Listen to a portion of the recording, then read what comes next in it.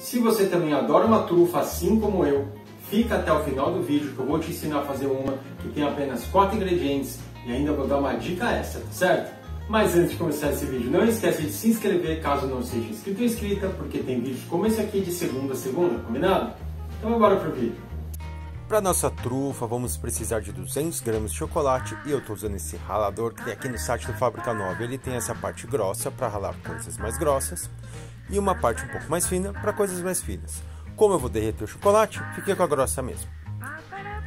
Depois de ter ralado tudo, vou colocar em um recipiente com 1 colher de sopa de manteiga bem cheia e levar para o micro-ondas de 30 em 30 segundos para derreter e ficar assim, ó, nessa consistência.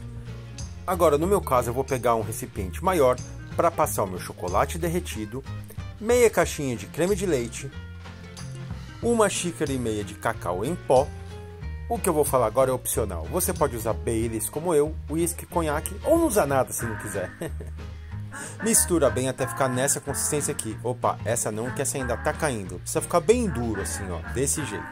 Aí você tira bolinhas do tamanho das de brigadeiro, mais ou menos, ó, dessa forma.